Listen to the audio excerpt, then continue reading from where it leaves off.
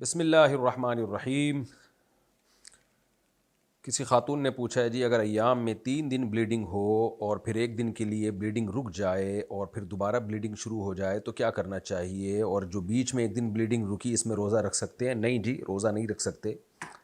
اس کو طہر متخلل کہتے ہیں کہ متخلل تخلل بین الدمین، دو خونوں کے درمیان جو وقتی طور پر پاکی کے ایام ہوتے ہیں وہ پاکی نہیں ہوتی، وہ حیض ہی میں شمار ہوگا اس کا، تو اس لیے یہ اس میں آپ روزہ نہیں رکھ سکتی۔ جو لوگ اپنی داڑھی کو کالا کرتے ہیں کیا ان کا حشر فرعون کے ساتھ ہوگا؟ فرعون کے ساتھ حشر پہ تو میں نے کوئی حدیث نہیں پڑھی ہے، البتہ نبی صلی اللہ علیہ وسلم کی صحیح حدیث ہے اجتنب السواد۔ آپ نے فرمایا کہ داڑھی کو رنگ لگاؤ لیکن سیاہ رنگ مت لگاؤ، داڑھی کو یا بالوں کو، سر کے بالوں کو کلر لگاؤ، یعنی رنگ لگاؤ، جو مہندی وغیرہ ہوتی ہے کوئی بھی کلر لگا سکتے ہیں، لیکن نبی نے سیاہ کلر سے منع کیا ہے۔ اب سیاہ کلر میں جو ہے یہ سیاہ بھی داخل ہے اور ڈارک براؤن جو دیکھنے میں سیاہ لگے وہ بھی داخل ہے۔ تو بعض لوگ ڈارک براؤن لگاتے ہیں، وہ ہوتا ہے وہ دیکھنے میں واضح لگ رہا ہوتا ہے کہ سیاہ کلر ہی ہے، تو اتنا ڈارک لگا دینا کہ وہ سیاہ ہی لگے دیکھنے میں، کالا لگے، تو وہ بھی کالے ہی کے حکم میں ہے، کیونکہ شریعت کا جو مدار ہے وہ رویت پر ہے، یعنی دیکھنے پر ہے کہ دیکھنے میں کیا لگ رہا ہے۔ تو اگر دیکھنے میں کالا ہی لگ رہا ہے تو وہ کہنے کو ڈارک براؤن ہوتا وہ کالا ہی ہے، یعنی دیکھنے میں کالا ہی ہوتا ہے۔ ویسے بھی انسان کے جو بال ہیں نا وہ بالکل سیاہ ہوتے ہی نہیں ہیں، نیچرلی وہ ڈارک براؤن ہی ہوتے ہیں، تو اتنا براؤن کے دیکھنے میں براؤن لگے، بے شک گہرا براؤن لگے دیکھنے میں، وہ جائز ہے۔ تو دیکھنے میں ڈارک براؤن لگے لیکن لگے براؤن ہی، تو وہ جائز ہے، لیکن دیکھنے میں جو کالا لگے چاہے وہ ڈارک براؤن ہی کیوں نہ ہو، دیکھنے میں اگر کالا لگ رہا ہے تو وہ بھی کالے ہی کے حکم میں ہے۔ البتہ بعض دفعہ یہ ہوتا ہے کہ کچھ لوگوں کے چند بال داڑھی کے یا سر کے سفید ہوتے ہیں، تو اس میں وہ اگر لائٹ براؤن بھی لگائیں نا تو وہ دیکھنے میں کالے لگتے ہیں۔ وہ کالے اس لیے نہیں لگتے کہ کلر کی وجہ سے، وہ اس لیے کہ کالے بالوں میں چھپ جاتے ہیں وہ، تو وہ ایک الگ بات ہے، وہ جائز ہے۔ تو خلاصہ یہ نکلا کہ اتنا براؤن کلر لگایا جائے کہ وہ کلر جو ہے لگے کہ یہ بلیک نہیں ہے، دیکھنے والے کو کنفیوژن نہ ہو، اس میں صاف لگ رہا ہو کہ بھئی یہ بلیک نہیں ہے، تو ایسا کلر لگا دینا جس میں دیکھنے والا یہ سمجھے کہ یار یہ تو بلیک لگا کے گھوم رہا ہے، تو وہ کلر ٹھیک نہیں ہے۔ باقی ناجائز ہے، حدیث میں منع کی ہے۔ ہاں یہ ضرور ہے کہ 40 سال، یعنی اس کی جو علت علماء نے بیان کی ہے کہ سفید بالوں کو کالا کرنا ممنوع کیوں ہے، اس لیے کہ تغییر خلق اللہ، اللہ کی تخلیق کو آپ بگاڑ رہے ہیں، اللہ تعالیٰ آپ کو بوڑھا کر رہا ہے، آپ بالوں کو کالا کولا لگا کے گھوم رہے ہیں آپ، تو جو ہیں وہی نظر آنے چاہیے آپ۔ تو اس لیے علماء نے یہ بیان کیا ہے کہ 40 سال سے پہلے اگر کسی کے بال سفید ہو جائیں تو وہ کالے بھی کیے جا سکتے ہیں۔ اس کی وجہ یہ ہے کہ وہ بڑھاپے کی وجہ سے نہیں، وہ کسی بیماری کی وجہ سے ہے، اور اس میں مقصد بڑھاپا چھپانا نہیں ہوتا، اس کا مقصد تو بیماری کو دور کرنا ہوتا ہے، تو وہ 40 سال سے پہلے لگانے کی گنجائش ہے کالا کلر بھی، لیکن 40 سال کے بعد کالا رنگ لگانے کی اجازت نہیں ہے، کالا یا جو کالے جیسا ہو۔ ہاں اس میں بھی البتہ مستثنیٰ ہیں وہ لوگ جو جہاد کر رہے ہوں، دشمن پہ روب ڈالنا انہوں نے، تو ان کے لیے بھی گنجائش ہے کالا رنگ لگانے کی، جیسے ریشم پہننے کی اجازت ہے میدان جنگ میں، اس سے جنگ میں جو ہے تلوار کا کہتے ہیں اثر کم ہوتا ہے، تو ایسی ضرورت کے موقع پر کالا رنگ لگانے کی اجازت ہوگی۔ یہ کسی خاتون کی عمر 40 سال سے زیادہ ہو گئی، اب ان کے لیے رشتوں میں پرابلم ہو رہی ہے، تو رشتوں کی پرابلم ایک واقعی بہت بڑی پرابلم ہے، اس سے بڑے مسائل ہوتے ہیں، گناہ میں پڑنے کا خطرہ ہوتا ہے، تو ایسی خاتون کے لیے بھی 40 سال کے بعد کالے کلر کی گنجائش ہوگی۔ اگر حق مہر 20 تولہ سونا ہو، 6 تولہ معجل اور 14 تولہ غیر معجل، تو کیا اس پر بھی زکوٰۃ ہوگی؟ دیکھیں جو مہر شوہر کے ذمہ لازم ہو اور شوہر کا اس مہر کو ادا کرنے کا ارادہ ہو، اس کے لیے وہ رقم جمع کر رہا ہو، تو وہ مہر پر شوہر پر پھر زکوٰۃ نہیں ہوتی، بلکہ وہ شوہر کا جو نصاب ہے اس سے اس مہر کو مائنس کر کے شوہر پر زکوٰۃ لازم ہوگی، کیونکہ وہ مہر تو بیوی کو دینا ہے اس نے۔ لیکن اگر شوہر کا فی الحال ارادہ نہیں ہے مہر دینے کا، نہ بیوی کی طرف سے مطالبہ ہے، تو چاہے کوئی سا بھی مہر ہو پھر شوہر پر اس کی زکوٰۃ لازم ہے، کیونکہ یہ آج کل معجل موجل لکھا جاتا ہے، اس پہ عمل ومل نہیں ہوتا، تو یہ دیکھا جائے گا کہ بیوی کی طرف سے مطالبہ ہے یا نہیں ہے، اور مطالبہ ہے تو شوہر کا اس ادا کرنے کا ارادہ ہے یا نہیں، تو شوہر اگر ادا کرنے کی کوشش میں لگا ہوا ہے اور ادا کرنا چاہتا ہے تو اس کا مطلب پھر وہ دین ہے، قرض ہے شوہر کے اوپر، تو قرضے کو مائنس کیا جائے گا. لیکن ابھی فی الحال کوئی پروگرام ہی نہیں ہے شوہر کا مہر ادا کرنے کا، اور نہ وہ اس کے لیے کوئی کوشش کر رہا ہے، تو پھر پوری رقم پر شوہر پر اس کی زکوٰۃ لازم ہوگی. اگر کسی شخص نے غصے میں اپنی بیوی کے کہنے پر 3 طلاق ایک ساتھ دے دی، مگر اس کے بعد 7-8 سال سے ایک ساتھ رہ رہے ہیں میاں بیوی کی طرح، اور ایسا کم علمی کی وجہ سے ہوا، تو کیا کرنا چاہیے؟ توبہ استغفار کرنی چاہیے. بہت بڑا جرم ہوا، ان سے گناہ ہوا، فوراً علیحدگی اختیار کر لیں اب. اور عورت کی عدت تو پوری ہو چکی ہوگی، 3 طلاقیں بہت پہلے دی ہیں تو ختم ہو گئی عدت 3 مینسز گزرنے کے بعد. لیکن یہ کہ یہ گناہ گار ہوں گے، 2 رکعت پڑھ کے اللہ سے گڑ گڑا کے معافی مانگیں اور فوراً علیحدگی اختیار کر لیں. اچھا بھائی، صلاح الدین انصاری بمبئی سے، میرے ٹخنوں کے اوپر بہت زیادہ انفیکشن ہے، تو کیا میں موزے پہن کر نماز پڑھ سکتی ہوں؟ موزے پہن کے تو ویسے بھی پڑھ سکتی ہیں، ٹخنوں پہ انفیکشن ہو یا نہ ہو. مجھے سوال آپ کا سمجھ میں نہیں آیا. کیا شاید آپ کا مقصد یہ ہے کہ ٹخنوں پہ مسا، یعنی موزوں پہ مسا کرنا ہے، تو مسا کے لیے جو موزے، جن موزوں پر مسا شرعاً جائز ہے ویسے موزے آپ پہن سکتی ہیں، چاہے انفیکشن ہو یا نہ ہو تو ان پہ مسا ہو سکتا ہے. صلاح الدین انصاری بمبئی سے، اچھا یہ ہو گیا. اچھا یہ سکتا ہوں، یہ خاتون نہیں ہے، یہ آدمی ہے. جھوٹا پانی کیا ہوتا ہے؟ اسلام میں جھوٹا پانی پینے کا کیا کانسیپٹ ہے؟ جھوٹا پانی تو ڈکشنری میں دیکھیں کیا ہوتا ہے. سب کو پتہ ہے جھوٹا پانی کیا ہوتا ہے. ایک آدمی نے پانی پیا تو اپنا بچا ہوا دوسرے کو پلا دیا. اٹ از کالڈ جھوٹا پانی. اردو میں اسی کو جھوٹا پانی کہتے ہیں. اچھا، باقی اس کا کیا کانسیپٹ ہے؟ اسلام میں یہ کانسیپٹ ہے کہ جائز ہے جھوٹا پینا. نبی صلی اللہ علیہ وسلم نے صحابہ کا جھوٹا پیا ہے، صحابہ نے نبی کا جھوٹا پیا ہے. باقی اگر کسی کو کسی سے گھن آ رہی ہے، نہیں پینا چاہتا تو نہ پیے، یا کسی کو بیماری ہے، آپ کو ڈر لگ رہا ہے کہ اس کا جھوٹا پیوں گا تو بیماری لگنے کا خطرہ ہے، تو نہ پئیں آپ. اور شریعت میں جائز ہے. اور یہ اس کا تعلق اس سے بھی ہے کہ آپ اپنے ریلیٹیو کا جھوٹا تو پی لیتے ہو، اپنے بچوں کا، میاں بیوی ایک دوسرے کا جھوٹا پی لیتے ہیں، ماں باپ اولاد کا جھوٹا پی لیتے ہیں، اولاد ماں باپ کا جھوٹا، کیونکہ سب گھر میں ایک ساتھ رہتے ہیں، سب کو سب کے دانتوں کی رپورٹیں پتہ ہوتی ہیں. لیکن جب ایک اجتماعی نظم میں کہیں ہوتے ہیں تو پتہ نہیں کس کس طریقے کے لوگ آ رہے ہوتے ہیں. کوئی گٹکے کھانے والا، کوئی نسوار کھانے والا، کوئی پتہ نہیں دانتوں کو صاف کرتا بھی ہے، 6 مہینے دانت نہیں صاف کیے ہوتے. تو وہاں پر انسان کو بہت کراہیت آتی ہے کسی کا جھوٹا پیتے ہوئے. تو ایسے موقع پہ جب آپ پانی پئیں تو گلاس میں بچائیں ہی نہیں، اگلے کو آزمائش میں نہ ڈالیں. آپ پورا پانی پی کے یا جو بچ گیا اس کو پھینک دیں، کیونکہ ہو سکتا ہے سامنے والے کو آپ کے جھوٹے سے یا آپ کو سامنے والے کے جھوٹے سے تکلیف ہو. تو آج کل لوگوں میں صفائی دانتوں کی بہت، کچھ لوگ کرتے بھی ہیں لیکن بہت سے نہیں بھی کرتے، پھر انسان کو گھن آتی ہے ان کا جھوٹا پیتے ہوئے. بہرحال شریعت میں جائز ہے، اس میں کوئی شرعی طور پہ قباحت نہیں ہے. میڈیکلی وہ پھر ڈاکٹر بتائیں گے آپ کو. اچھا بھائی،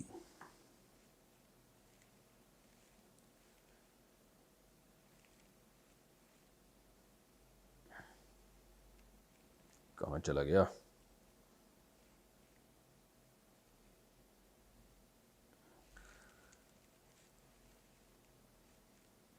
میں نے دوسری شادی کی ہے تو مجھے پہلی بیوی کہہ رہی ہے کہ آپ مجھ سے آزاد ہو. اب میں پہلی بیوی کا حق کیسے ادا کروں؟ بیوی جب کہہ دینا کہ آپ مجھ سے آزاد ہو تو اس سے کچھ نہیں ہوتا. آزاد تو بیوی ہوتی ہے جب شوہر اس کو ڈیورس دیتا ہے. باقی آپ اس کا حق ادا کریں. جب دوسری شادی ہوتی ہے تو جھگڑے مگڑے ہونا تو ایک نیچرل ہے، تھوڑا سا برداشت کریں.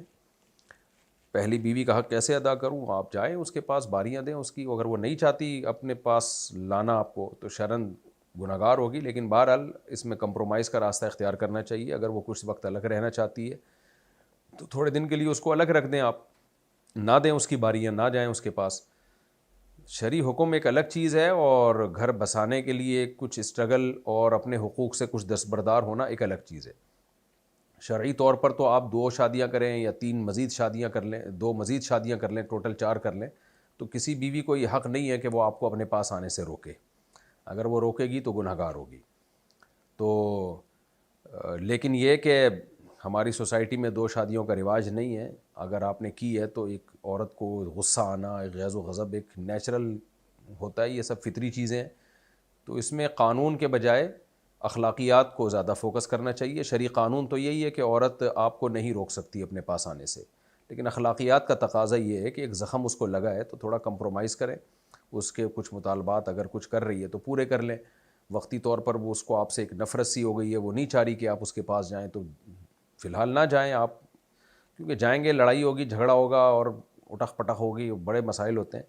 تو اس کو ذرا سیاسی طریقے سے اس کو ڈیل کرنا چاہیے. ایسے موقع پہ یہ کہنا میرا شرعی حق ہے، تو اس سے شرعی حق تو ہے آپ کا یقیناً، لیکن اس سے معاملہ بگڑ جاتا ہے. جب سوسائٹی میں کسی چیز کا رواج نہیں ہوتا تو پھر اس کو دوسرے طریقے سے ٹیکل کرنا پڑتا ہے، اس کو ذرا ٹیکنیکل طریقے سے لے کے چلنا پڑتا ہے. اس میں یہ نہیں کہ میرا حق کیا ہے اور اس کا حق کیا ہے. تو تھوڑا اخلاقیات، یعنی آپ کو اب تھوڑا سا دبنا پڑے گا، یعنی آپ کو اب تھوڑا کمپرومائز کرنا پڑے گا. یہ اس طرح سے گھر چل سکتا ہے. اور یہ ہوتا ہے چند مہینے میں جا کے حالات انشاءاللہ آپ کے سیٹ ہو جائیں گے. ہوں گے تو پھر بھی نہیں، لیکن بہرحال کافی حد تک سیٹ ہو جائیں گے انشاءاللہ. میری دعا ہے آپ کے ساتھ، اللہ کرے سیٹ ہو جائیں. اچھا میرے بھائی، زاہدہ بیگم انڈیا سے، امام مہدی پیدا ہوں گے یا ان کا نزول ہوگا؟ پیدا ہوں گے بھائی، نزول نہیں ہوگا. نزول حضرت عیسیٰ علیہ السلام کا ہوگا آسمان سے. امام مہدی تو پیدا ہوں گے. اچھا بھائی، میرے شوہر نے احرام کی حالت میں غلطی سے خوشبو والے صابن سے ہاتھ دھو لیے ہیں، کیا دم واجب ہوگا؟ احرام کی پابندیوں کی مخالفت اگر غلطی سے بھی ہو جائے تو بھی سزا لازم ہوتی ہے. تو اگر غلطی سے انہوں نے اپنے دونوں ہاتھ دھو لیے ہیں، اگر ایک آدھ دفعہ ہی دھوئے ہیں تو پھر اس سے دم لازم نہیں ہوتا. صدقہ فطر کے برابر رقم واجب ہوتی ہے، یعنی 2.25 کلو گندم یا اس کی قیمت. تو دیکھ لیں 2.25 کلو گندم کتنے ریال میں آتے ہیں. میرا خیال ہے 2-4 ریال ہی بنتے ہوں گے، تو اتنے ریال صدقہ کر دیں. اگر بار بار یہ عمل ہوا ہے تو پھر دم دینا واجب ہوگا.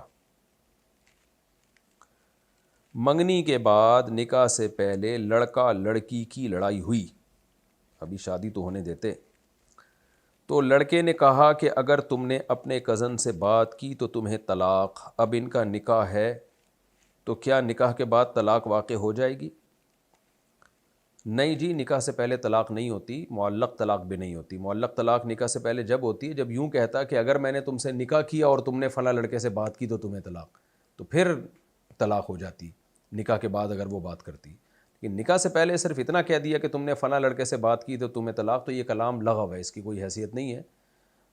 نکاح سے معلق کر دیتے نا کہ اگر میں نے نکاح کیا تو پھر ہو جاتی. لیکن اس نے ایسے کوئی الفاظ نہیں کہے، صرف اتنا کہا ہے کہ اگر تم نے اپنے کزن سے بات کی تو تمہیں طلاق. تو اب جو نکاح ہوا ہی نہیں ہے تو اس لیے اس کلام کی کوئی حیثیت نہیں ہے. ہاں جب بیوی بن جائے پھر اس کے بعد اگر یہ کہتا ہے کہ فلاں سے تم نے بات کی تو تمہیں طلاق، تو پھر اگر وہ بات کرے گی تو ڈیورس ہو جائے گی.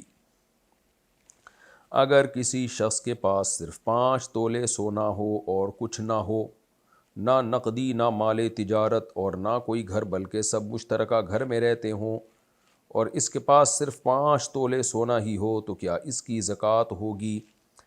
1 روپے بھی اگر اس کے پاس ہے نا 5 تولے سونے کے ساتھ 1 روپیہ، تو بھی اس پر زکوٰۃ لازم ہے. لیکن اگر 1 روپیہ بھی نہیں ہے، جیسے ہوتا نہیں ہے عام طور پر ایسا، لیکن چلیں اگر نہیں ہے صرف سونا ہی سونا ہے، تو پھر 7.5 تولے سے کم پہ زکوٰۃ لازم نہیں ہوتی. تو پھر ایسے شخص پہ زکوٰۃ لازم نہیں ہے. عشاء کے بعد سورہ مزمل اور سورہ آل عمران پڑھنے کی کیا فضیلت ہے؟ میرے علم میں نہیں ہے. عشاء کے بعد میرے علم میں کوئی ایسی روایت مستند نہیں ہے کہ الگ سے کوئی عشاء کے بعد یہ صورتیں پڑھنے کی فضیلت ہو. پھر بھی دیکھ لیں گے، ابھی تو فی الحال میرے علم میں کوئی ایسی روایت نہیں ہے. سورہ ملک پڑھنے کی فضیلت ہے عشاء کے بعد. سورہ آل عمران تو فرسٹ ٹائم سن رہا ہوں میں. سیف اللہ صاحب انڈیا سے، کیا روزے کی حالت میں گیم کھیل سکتے ہیں؟ بالکل کھیل سکتے ہیں. کون سا گیم؟ جوا نہ ہو اور کرکٹ وغیرہ کھیل رہے ہیں یا ویڈیو گیم کھیل رہے ہیں تو ویڈیو گیم نہ کھیلا کریں. جائز ہے لیکن ناپسندیدہ کام ہے. دماغ، آنکھیں خراب ہوتی ہیں، اس کی ریز نکل رہی ہوتی ہیں اسکرین سے، اور فالتو میں ٹائم ویسٹ جس کا صحت کو ٹکے کا فائدہ نہیں ہے. تو ایسے گیم کھیلا کریں باہر جا کے جس میں آپ کی جسمانی ورزش ہو. البتہ یہ ضرور ہے کہ روزے میں اگر آپ نے کھیل لیا کرکٹ مرکٹ تو پھر روزہ کاٹنا بہت مشکل ہو جائے گا آپ کے لیے. تو روزے میں کوئی ایسا کام کرنا جس سے روزہ گزارنا بہت مشکل ہو جائے تو یہ خود ایک ناپسندیدہ اور مکروہ عمل ہے. تو لیکن سردیوں کے روزے آسان ہوتے ہیں, عصر کے بعد کھیل سکتے ہیں آپ, تو اس میں کوئی اتنا مسئلہ نہیں ہوتا, بلکہ اچھا ہوتا ہے اور زیادہ اسٹیمنا بنتا ہے. لیکن گیم کھیلیں تو وہ جو فزیکل جس میں ایکٹیویٹی ہو آپ کی, فٹ بال ہے, ہاکی ہے, کرکٹ ہے, اس طرح کے کھیل کھیلیں. کرکٹ بھی نہ کھیلیں تو اچھا ہے, فٹ بال کھیلا کریں. جو لوگ فٹ بال کھیلتے ہیں ایسا زبردست اسٹیمنا بنتا ہے کہ اپنے دشمنوں کو فٹ بال بنا سکتے ہیں جب چاہیں وہ. کیا ناپاک کپڑوں میں قرآن پڑھ سکتے ہیں اگر کپڑے پر بچے وغیرہ کا پیشاب لگا ہو؟ اگر بچے کا پیشاب سوکھ گیا ہے اور بدبو بھی نہیں آ رہی تو قرآن پڑھ تو سکتے ہیں, لیکن یہ ناپسندیدہ ہے. پاک کپڑوں میں قرآن پڑھنا چاہیے. اور اگر اسمیل آ رہی ہے, بدبو آ رہی ہے تو پھر تو جائز نہیں ہے, کیونکہ قرآن کی واضح بے ادبی ہے کہ آپ اس کی اسمیل آ رہی ہے اور آپ نے قرآن رکھا ہوا ہے, تو یہ بہت یعنی بے ادبی ہے. بے ادبی کی اجازت نہیں ہے قرآن مجید کی.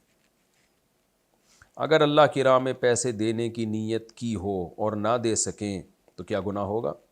اگر زیادہ پیسوں کی نیت کی ہو اور کم دے دیں تو بھی گناہ ہوگا. نیت کرنے سے کوئی چیز لازم نہیں ہوتی. اگر نیت کی تھی اور نہیں دیے تو انشاءاللہ کوئی گناہ ہوگا نہیں اس سے, لیکن اپنی نیتوں کو پورا کرنا چاہیے. اس سے انسان کا کانفیڈنس خراب ہو جاتا ہے. اگر آپ کوئی چیز کسی چیز کا عزم کریں پھر پورا نہ کریں تو ارادے ٹوٹتے ہیں انسان کے, اس سے پھر آپ میں قوت ارادی بہت کمزور ہو جاتی ہے انسان کی. باقی گناہ نہیں ہے. روزے کی حالت میں گردن پر کیا وکس لگا سکتے ہیں؟ جی لگا سکتے ہیں. سید فیضان صاحب کہتے ہیں, اچھا یہ جو نیت کے بارے میں کسی نے پوچھا تھا نا, حدیث میں آتا ہے جب کوئی کسی اچھے عمل کی نیت کرتا ہے تو اللہ ثواب لکھ لیتے ہیں. پھر عمل کرے گا تو الگ سے ثواب ملے گا, نہیں کرے گا تو بھی گناہ نہیں ملے گا. تو یہ جو آپ نے زیادہ پیسوں کی نیت کی تھی نا, اس نیت پہ بھی اللہ نے ثواب تو لکھ ہی دیا تھا, یعنی نیت کا ثواب. باقی جب صدقہ دیا ہے تو بے شک تھوڑا دے دیا, اس کا الگ ثواب ملے گا. سید فیضان صاحب کہتے ہیں پیدائش کے بعد بچے میں زندگی کے اثرات ہوں اور پھر فوراً انتقال ہو جائے تو اس بچے کا کیا حکم ہے؟ اس بچے کا حکم یہ ہے کہ اس کا نام رکھا جائے گا, اس کو غسل اور کفن دیا جائے گا, نماز جنازہ پڑھی جائے گی. جو بھی بچہ پیدا ہوتا ہے اور پیدا ہوتے ہوئے اس میں زندگی کے اثرات ہوں تو اس بچے کے وہی سارے احکام ہیں جو بڑوں کے ہیں, غسل, کفن, نماز جنازہ, اور نام بھی رکھا جائے گا. تصویر والی شرٹ میں قرآن مجید پڑھ سکتے ہیں یا نہیں؟ پڑھ تو سکتے ہیں لیکن مکروہ ناپسندیدہ عمل ہے, کیونکہ ایک جاندار کے چہرے کی تصویر اسلام میں حرام ہے, ناجائز ہے. نبی صلی اللہ علیہ وسلم نے فرمایا ان الملائکۃ لا تدخل بیتا فیہا صورۃ حیوان او انسان او کما قال صلی اللہ علیہ وسلم. جس گھر میں انسان یا جانور کی شکل ہو تو وہاں فرشتے نہیں آتے ہیں رحمت کے. تو ایک وحشت بھی ہوتی ہے, آپ دیکھیں جن گھروں میں تصویریں ہوتی ہیں نا, ایک لگ رہا ہوتا ہے کہ عجیب سی وحشت اس میں. تو ہم جب کبھی کسی عیسائی وغیرہ کے چرچ جاتے ہیں وزٹ کے لیے, دیکھنے کے لیے, تو وہاں انہوں نے تصویریں لگائی ہوئی ہوتی ہیں, ایک الگ سی وحشت ہوتی ہے. آپ دیکھیں مسجد میں کتنا نور ہوتا ہے کہ تصویریں نہیں ہوتی مسجد میں. آپ جب ہندوؤں کے عبادت خانوں میں جائیں, عیسائیوں کے عبادت خانوں میں جائیں, آپ کو ایک الگ سے وحشت ہوتی ہے, کیونکہ پتلے بنے ہوئے ہوتے ہیں, مجسمے بنے ہوئے ہوتے ہیں. تو اس لیے اسلام نے جاندار کے چہرے کی تصویر سے منع کیا. ہاں ضرورت ایک الگ چیز ہے, ضرورت کے وقت تصویر کی اجازت ہے, لیکن بلا ضرورت جائز نہیں ہے. تو اگر شرٹ پہ تصویر بنی ہوئی ہے, قرآن پڑھ تو سکتے ہیں, کوئی گناہ نہیں ہے, لیکن اس تصویر کو بہرحال مٹانا واجب ہے اور بے برکتی کا بہرحال وہ ذریعہ بنے گی. اگر محلے والے کچھ کھانے کی چیز بھیجیں اور پتہ نہ ہو کہ ان کی کمائی حلال ہے یا حرام تو کیا کریں؟ کھا لیں. اتنا تفتیش کی شریعت نے اجازت نہیں دی ہے کہ آپ لوگوں سے ان کی کمائیاں پوچھتے رہیں. ہاں جس کی کمائی کا پہلے سے پتہ چل جائے کہ ٹوٹلی حرام کماتا ہے, اس سے اوائڈ کریں. جب تک پتہ نہیں ہے تو شریعت نے ہمیں تفتیش کی اجازت نہیں دی. کیا نماز جنازہ وضو کے بغیر ہو سکتی ہے؟ نہیں ہو سکتی. اگر کوئی کسی عالم سے سیاسی اختلاف رکھے تو گناہ ہوگا؟ بالکل نہیں ہوگا. عالم سے جو شرعی مسائل ہیں ان میں عالم کی اتباع لازم ہے, واجب ہے. اللہ نے حکم دیا فاسألوا اہل الذکر ان کنتم لا تعلمون. تم اگر عالم نہیں ہو تو عالم سے پوچھو. ظاہر ہے اس لیے پوچھا جائے گا کہ اس کو فالو بھی کیا جائے گا, تو اس میں تو شرعی مسائل میں عالم کی اتباع لازم ہے. سیاسی چیزوں میں تو ہر ایک کی اپنی رائے ہوتی ہے. اگر آپ کی رائے میں کوئی سیاستدان ٹھیک ہے تو وہ اس کو فالو کیا جا سکتا ہے. تو گناہ نہیں ہے اس میں. بعض لوگ بہت زیادہ غلو کرتے ہیں, مبالغہ کرتے ہیں, یہ ٹھیک نہیں ہے. خود غور و فکر کر کے فیصلہ کرنا چاہیے کون کس موقع پہ ٹھیک ہے کون غلط ہے، اس کے بعد رائے قائم کرنی چاہیے۔ ہمارے ابو شرک کرتے ہیں اور ہندوؤں کی باتوں کو فالو کرتے ہیں، کیا ہم شرک کے معاملے میں ان کی نافرمانی کر سکتے ہیں اور ہم اپنے ابو کو کیسے سدھار سکتے ہیں؟ شرک میں تو نافرمانی جائز نہیں ہے، فرما برداری جائز نہیں ہے والدین کی۔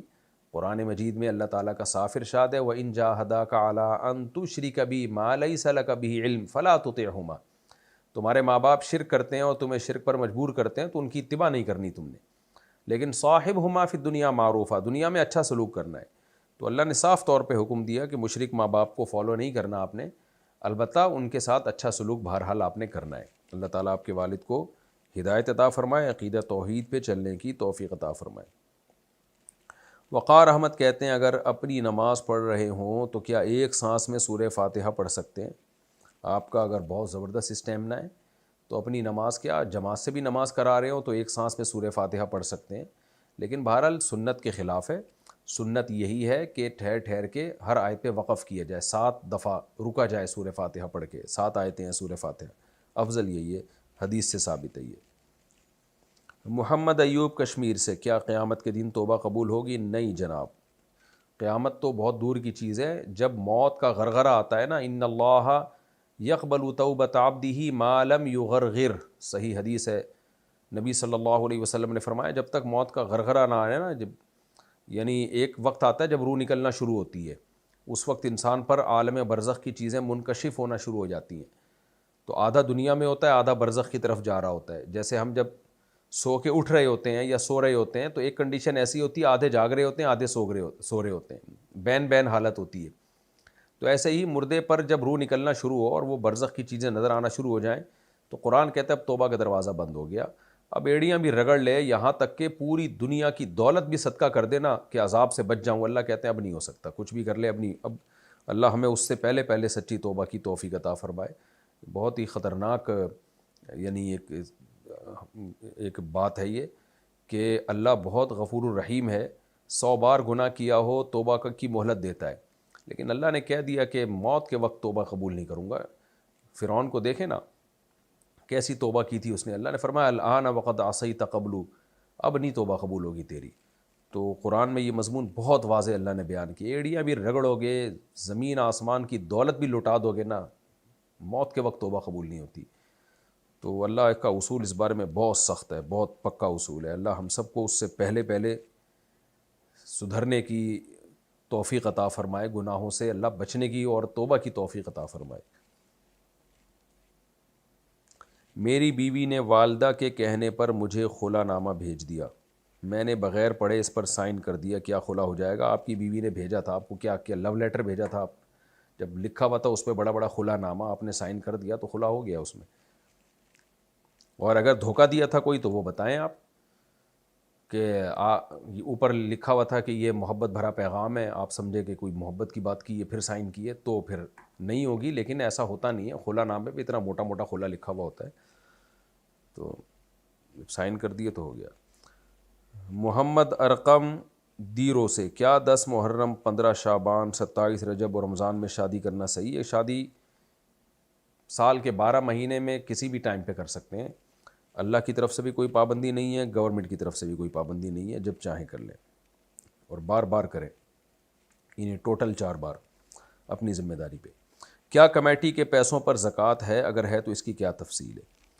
دیکھیں کمیٹی کے پیسوں پر زکوٰۃ اس طرح سے ہوتی ہے کہ اگر آپ کی کمیٹی نکل گئی، مثال کے طور پر 5 لاکھ کی کمیٹی ڈالی سب نے مل کے اور ہر مہینے آپ دے رہے ہیں 50,000، اب آپ کی کمیٹی نکل گئی دوسرے مہینے میں، تو کیا ہوا بھائی 5 لاکھ روپے آپ کے نکل گئے، تو اس میں 1 لاکھ تو آپ کے وہ تھے جو آپ نے جمع کرائے تھے، اور 4 لاکھ اب وہ ہے جو آپ لوگوں کو دیں گے قسطوں میں، تو یہ آپ کے اوپر قرض ہے، لہذا اب آپ جب بھی زکوٰۃ دیں گے نا سال کے بعد، تو اس میں سے یہ جتنی کمیٹیاں آپ کے ذمے ہیں، یعنی کمیٹیاں آپ نے بھرنی ہیں، وہ سب آپ مائنس کر کے دیں گے۔ یعنی آپ کے پاس اگر فار ایگزامپل 10 لاکھ روپے کی زکوٰۃ بنتی ہے تو اس میں سے آپ نے 4 لاکھ مائنس کرنے، کیونکہ یہ 4 لاکھ تو آپ نے قسطوں میں دینے، آپ ایڈوانس میں کمیٹی لے چکے ہو، تو یہ قسطوں میں دینے آپ نے، جو قرض ہے آپ کے اوپر جو ہر مہینے آپ نے دینا ہے، تو اس قرض کو مائنس کرو گے۔ لیکن اگر کمیٹی آپ کی نکلی نہیں ہے تو پھر جو ہے جو پیسے آپ کے پاس ہیں آپ نے اس پہ زکوٰۃ دینی ہے، یعنی اس کمیٹی پہ نہیں دینی جو آپ کی فیوچر میں نکلے گی، وہ نہیں، اس پہ نہیں دینی آپ نے۔ جو پیسے آپ کے پاس ہیں بس آپ نے اس پہ زکوٰۃ دینی ہے، اور جو کمیٹی کی رقم آپ نے ہر مہینے دینی ہے اس کو مائنس نہیں کرنا، کیونکہ شرعاً وہ آپ پر لازم نہیں ہوئی ہے۔ لازم جب ہوتی ہے جب آپ کی کمیٹی نکل چکی ہو، کیونکہ لوگوں سے جو آپ نے لوگوں نے آپ کو جو اماؤنٹ دیا ہے تو آپ لوگوں کے مقروض ہو جاتے ہو۔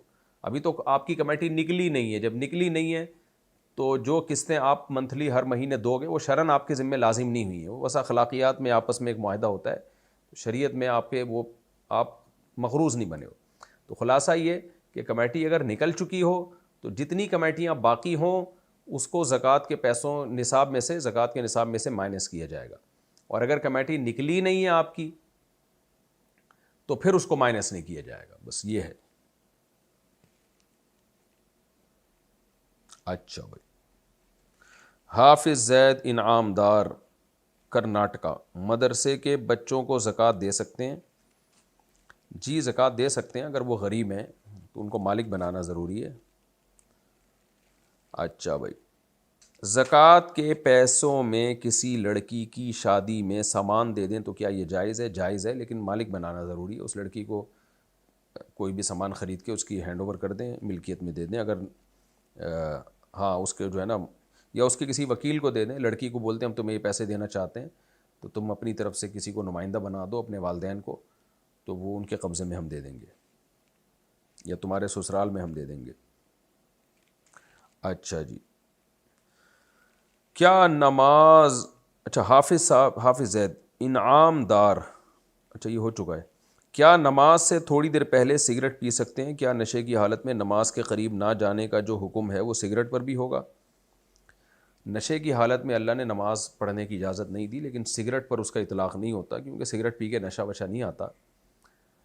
تو البتہ سگریٹ پینا صحت کے لیے نقصان دہ، اس سے اوائڈ کرنا چاہیے، اور منہ میں بدبو ہوتی ہے، تو نماز سے پہلے تھوڑی دیر پہلے سگریٹ نہ پئیں، کیونکہ اس سے منہ میں اسمیل آتی ہے، اور نبی صلی اللہ علیہ وسلم نے کچا پیاز کھا کے مسجد میں آنے سے منع کیا ہے، تو سگریٹ کی بدبو تو کچے پیاز سے بھی زیادہ ہوتی ہے، تو اس لیے نماز سے پہلے نہ پیا جائے، اتنی دیر پہلے پیا جائے کہ منہ سے بدبو بالکل ختم ہو جائے اس کی، اگر پینی ہے، اس کو اچھا کام ہے نہیں۔ اگر ہم رمضان کے بغیر روزے رکھیں تو کون سے دن کی فضیلت ہوگی؟ رمضان کے بغیر بھی روزے رکھنے چاہیے ہمیں، تو فضیلت والے دن کیا ہیں؟ 6 شوال کے 6 روزے رمضان کے بعد، اور اس کے بعد 9 محرم کا روزہ، 9 اور 10 یا 10 اور 11 محرم کا روزہ، اور 2 روزے کوئی نہیں رکھ سکتا تو خالی 10 کا بھی رکھ سکتا ہے اس زمانے میں۔ اسی طرح عرفہ کے دن کا روزہ 9 ذی الحجہ جس کہتے ہیں، اسی طرح ایام 20 کے روزے، ایام 20 جو ہے چاند کی 13، 14، 15 تاریخ کا روزہ، یہ ایام 20 کہلاتی ہے۔ اسی طرح پیر اور جمعرات کا روزہ، یہ سب افضل روزے ہیں۔ لیکن ایک طریقہ یہ بھی، اگر آپ سے اسپیسیفک خاص دنوں میں نہیں رکھا جا رہا تو پھر ایک سنت یہ بھی ہے کہ حضرت عائشہ فرماتی ہیں رضی اللہ عنہا کہ نبی صلی اللہ علیہ وسلم بعض دفعہ روزے رکھتے تو رکھتے رہتے، بغیر دن کے تعین کے نا رکھتے چلے جاتے، ہمیں ایسا لگتا کہ اب کبھی ناغہ ہی نہیں کریں گے، اور جب چھوڑتے تو چھوڑتے چلے جاتے، یعنی روزوں پہ روزے بھی کنٹینیو رکھتے رہتے، پھر جب چھوڑنے پہ آتے تو چھوڑتے رہتے، تو ایسا لگتا کہ اب کبھی روزہ نہیں رکھیں گے۔ تو بہتر تو یہی ہے کہ دنوں کی تعین سے رکھیں، پیر جمعرات کا روزہ رکھیں، ہر ہفتے 2 روزے رکھنا سنت ہے، اور ایام 20 کے بھی رکھیں، یہ مہینے میں 3 روزے، اور باقی جو مخصوص دنوں کے روزے ہیں محرم اور ذی الحجہ یہ بھی رکھنے چاہیے، تو بہتر یہی ہے۔ نہیں تو پھر جیسے کیونکہ بعض دفعہ مشکل ہوتا ہے کسی دن، خاص دن میں روزہ رکھنا ہے، اب پیر کے چکر میں روزہ ہی نہیں رکھا جا رہا، بھائی پیر کو کوئی کام پڑ گیا نہیں روزہ رکھ سکتا، تو بھائی بس جس دن اللہ توفیق دے رکھ لیں کہ بھائی چلو یار آج میرا روزہ ہوگا، چلو جی۔ حدیث میں آتا ہے نبی صلی اللہ علیہ وسلم گھر میں آتے تو آپ پوچھتے ہم سیدہ عائشہ سے کچھ کھانے کو ہے، وہ فرماتی نہیں ہے، فرماتے چلو پھر ہم نے روزے کی نیت کر لی۔ تو عبادت کرنی چاہیے، تکلفات میں زیادہ نہیں پڑنا چاہیے، ہم لوگ تکلفات کے چکر میں بعض دفعہ کام ہی چھوڑ دیتے ہیں، تو جیسے تیسے ممکن ہو روزہ رکھیں، بہت بڑی عبادت ہے۔ اللہ تعالیٰ نے جنتیوں کی جو صفات بیان کی ہیں ان میں روزے کی کثرت کو بھی بیان کیا ہے کہ اہل جنت جو ہیں التائبون العابدون الحامدون السائحون، اہل جنت جو ہے وہ کثرت سے روزے بھی رکھتے ہیں۔ آج کل یہ روزوں والی سنت ہی ختم ہو گئی ہے۔ میں ایک لڑکے سے بہت محبت کرتی تھی، ہم نے کچھ غلط نہیں کیا، لیکن میں نے اللہ سے وعدہ کیا کہ اگر میں نکاح کروں گی تو اسی لڑکے سے کروں گی ورنہ نہیں کروں گی۔ اللہ سے وعدہ کرنے کی کیا ضرورت ہے؟ اللہ نے کہا ہے کہ مجھ سے وعدہ کرو۔ ہمارے گھر والے نکاح نہیں کرا رہے اور وہ لڑکا بھی پیچھے ہٹ گیا، تو کیا میں کسی اور سے نکاح کر سکتی ہوں؟ بالکل کریں، اس وعدے کی کوئی شرعی حیثیت نہیں ہے۔ تو اللہ نے تو کہا ہے کہ جو بھی مناسب رشتہ لگے وہاں شادی کر لو، تو آپ اللہ سے وہ وعدہ کر رہی ہیں جو اللہ کی مرضی کے خلاف ہے۔ یہ ایسے ہی ہو گیا، کوئی اللہ سے وعدہ کرے میں نماز نہیں پڑھوں گا، تو بھائی یہ کیسا وعدہ ہے؟ تو اللہ میاں نے بھی نبی صلی اللہ علیہ وسلم کی زبان سے یہ کہلوایا ہے، اذا خطب الیکم من ترضون دینہ وخلقہ فزوجوہ، جب بھی کوئی مناسب رشتہ آئے تو نکاح کر لو۔ تو اللہ کے نے تو یہ کہا ہے کہ مناسب رشتہ آئے تو نکاح کر لیں، اب یہ نہیں کر رہا تو جہاں سے مناسب رشتہ آئے اب نکاح کر لیں۔ آپ نے بلا وجہ اللہ سے وعدہ کر لیا کہ نہیں اللہ تو نے تو کہا ہے کہ جو مناسب رشتہ ہو نکاح کرو، لیکن میں نہیں کروں گی، میں تجھ سے وعدہ کرتی ہوں ادھر ہی کروں گی، تو یہ وعدہ اللہ کی مرضی کے خلاف والا وعدہ ہے، اس کی کوئی حیثیت نہیں ہے۔ یہ ایسے جیسے آپ کے ابا کہہ رہے ہیں کہ بیٹا وہاں جا کے وہاں شادی کر لو، آپ کہہ رہی ہیں ابو میں آپ سے وعدہ کرتی ہوں کہ وہاں نہیں کروں گی، ابا کہہ رہا ہے میں کہہ رہا ہوں کر لو اور تم کہہ رہی ہو میں وعدہ کرتی ہوں، تو اس وعدے کی کوئی حیثیت نہیں ہے۔ الکوہل والی پرفیوم لگا کر نماز پڑھ سکتے ہیں؟ جی کر سکتے ہیں۔ یہ والی نہیں ہوتا، الکوہل والا ہوتا ہے، الکوہل والا پرفیوم۔ آج کل اردو میں کہ بھی بیڑا ہی غرق ہوا ہے، مذکر مؤنث کا فرق ہی ختم ہوتا جا رہا ہے اردو میں۔ اگر مرد عورت کی قدر کرنے والا نہ ہو اور اس کی بیماری کو ڈرامے بازی کہتا ہو تو کیا ایسی عورت کیا کرے؟ ایسی عورت ڈاکٹر سے رپورٹ لے کے دکھا دے، ڈرامے بازی نہیں ہے، دیکھو بی پی تمہاری باتوں کی وجہ سے کتنا ہائی ہوا ہے میرا، شوگر دیکھو کہاں جا رہی ہے، ہر بیماری کو ثابت بھی تو کیا جا سکتا ہے نا۔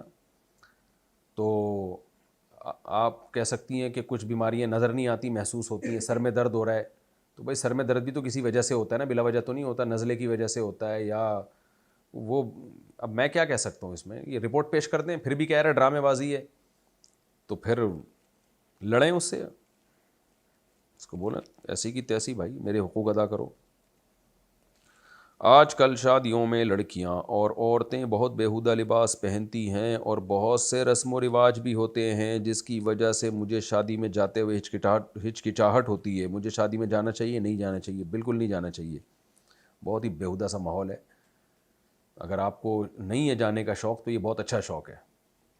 جائز ناجائز کی میں بات نہیں کر رہا، لیکن یہ بتا رہا ہوں کہ اگر اس بیہودہ ماحول سے آپ ایوائڈ کریں تو یہ بہت زبردست بات ہو جائے گی، اور واقعی بڑا بیہودہ ماحول ہوتا ہے، انسان پہ اس ماحول کے اثرات پڑتے ہیں۔ غیرت مند لوگوں میں انسان رہتا ہے تو غیرت پیدا ہوتی ہے، حیا سے عاری لوگوں میں رہیں گے تو حیا ختم ہوگی۔ سام خان کلکتہ سے، کیا والد کی چچا کی بیٹی سے شادی کر سکتے ہیں؟ جی ہاں کر سکتے ہیں۔ طارق اقبال تلکنگ سے، میرے ماموں نے میری والدہ کی وراثت کا حصہ والدہ کی اجازت کے بغیر اپنے نام کرا لیا، اللہ ماموں کو ہدایت دے۔ کیا ان کے لیے وراثت کھانا جائز ہے؟ قرآن و حدیث کی روشنی میں حرام ہے بھائی، جہنم کے انگارے کھا رہے ہیں۔ یا ایھا الذین آمنوا لا یحل لکم ان ترثوا النساء کرہا، قرآن میں سورہ نساء میں صاف ہے کہ ایمان والو عورت کا مال تمہارے لیے حلال نہیں ہے، زبردستی تم اس کے وارث بن جاؤ، یہ تمہارے لیے حلال نہیں ہے، بہت بڑا جرم ہے، توبہ کرنی چاہیے اس سے۔ اور اس میں کئی جرم ہیں، نمبر ایک کسی کا مال کھانا، پھر وہ ہو بھی جس کا مال کھا رہے ہیں انسان مسلمان ہے، یہ ایک الگ جرم، پھر رشتہ دار ہے، خونی رشتہ ہے بہن بھائیوں کا، یہ رشتہ داری توڑنے کا الگ گناہ ہوگا، پھر عورت کا مال کھانا اور الگ گناہ ہے، تو یہ ایک جرم میں 4 جرم چھپے ہوئے ہیں، ان کو توبہ کرنی چاہیے۔ کیا تبلیغ اپنے انداز اور اپنے طریقے سے کرنا ٹھیک ہے؟ کیا حضور صلی اللہ علیہ وسلم نے تبلیغ کا طریقہ نہیں سکھایا، جیسے نماز روزے کا طریقہ سکھایا؟ اور اگر سکھایا ہے تو کیا طریقہ ہے، اس کے بارے میں بتا دیں۔ دیکھیں اسلام مقاصد کو فوکس کرتا ہے، ذرائع کو فوکس نہیں کرتا۔ مقصد ہے لوگوں کو دین پہ لانا، اب اس کے لیے ہر دور میں طریقہ چینج ہو سکتا ہے، ہر شخص کے لحاظ سے طریقہ چینج ہو سکتا ہے، ابا کو تبلیغ کرنے کا طریقہ الگ ہے، اماں کو الگ ہے، بہن بھائیوں کا الگ ہے، ماتحتوں کا الگ ہے، حکومت کے لیے تبلیغ جب عوام کو کرے وہ الگ ہے، تو برائی کو ہم نے دنیا سے ختم کرنا ہے، تو اس کے لیے شریعت نے کوئی اسپیسیفک طریقہ نہیں رکھا، اس کی مثال ایسے شریعت نے ہمیں بتایا کہ حج کرنا ہے. اب کرنا کیسے ہے؟ جہاز میں جانا ہے، اونٹ پہ جانا ہے، پیدل جانا ہے، یا گھوڑے پہ جانا ہے، گدھے پہ جانا ہے. تو یہ بھائی، یا بحری جہاز میں جانا ہے. یہ ہر دور میں جو آپ کے لیے سوٹیبل ہو آپ وہ طریقہ اختیار کریں گے. اب کوئی آپ خاص طریقہ پکڑ کے بیٹھ گئے کہ نبی صلی اللہ علیہ وسلم اونٹ پہ گئے تھے تو اونٹ پہ ہی جانا ہے، تو یہ تو بے وقوفی والی بات ہوگی. بھائی اس دور میں اونٹ ہی جہاز تھا تو اونٹ پہ گئے. آج کا ہوائی جہاز ہے تو ہم کیوں جائیں اونٹ پہ جب ہوائی جہاز میں جا سکتے ہیں ہم. تو اس لیے تبلیغ کے لیے بھی کوئی اسپیسیفک کوئی مخصوص طریقہ نہیں ہے. کوئی بھی طریقہ ہو وہ طریقہ اختیار نہ صرف یہ کہ کیا جا سکتا ہے بلکہ جو بھی سوٹیبل طریقہ اس کسی بھی زمانے میں ہوگا وہ اختیار کرنا فرض ہے. الیکٹرانک میڈیا ہو یا کوئی بھی طریقہ ہو، تبلیغی جماعت کا طریقہ ہو، مدارس کا طریقہ ہو، یہ سارے طریقے برحق ہیں. تو ان میں سے جو بھی جس کو سوٹیبل لگے وہ اس کو وہ فالو کرے. البتہ یہ ضرور ہے کہ شریعت نے کچھ پابندیاں لگائی ہیں کہ ان پابندیوں کے اندر اندر رہتے وہ طریقہ اختیار کرنا ہے. نمبر 1، کسی ایسے طریقے سے تبلیغ کرنا جس میں آپ کو گناہ کا ارتکاب کرنا پڑے، یہ جائز نہیں ہے. اسی طرح ایسے طریقے سے تبلیغ کرنا جو عام طور پر فاسق اور فاجر لوگوں کا طریقہ ہے وہ بھی ٹھیک نہیں ہے. اس سے وہ جو یعنی اس سے لوگوں کے دل میں دین کی اہمیت کم ہو جائے گی. اسی طرح بے موقع تبلیغ کرنا یا حکمت اور بصیرت سے خالی تبلیغ کرنا. ایک آدمی غصے میں ہے اور آپ اس کو پھر تبلیغ کرنا شروع کر دو تو وہ تو اسلام کو برا بھلا کہنا شروع کر دے گا. یا آپ ہندو کو تبلیغ کر رہے ہو، اس کے بتوں کو گالیاں دینا شروع کر دیں آپ نے، تو وہ تو قرآن کہتا ہے کہ اگر تم ان کو گالیاں دو گے وہ اللہ کو نہ برا بھلا کہنا شروع کر دیں. تو کچھ پابندیاں لگائی ہیں کہ اور پابندیوں کا خلاصہ یہی ہے کہ تبلیغ نرم لہجے میں ہونی چاہیے اور حکمت اور مصلحت کے ساتھ ہونی چاہیے. بات کو پھینکنا نہیں ہے بلکہ ایسے طریقے سے پیش کرنا ہے کہ وہ دین کی طرف آ جائے. تو یہ ہے.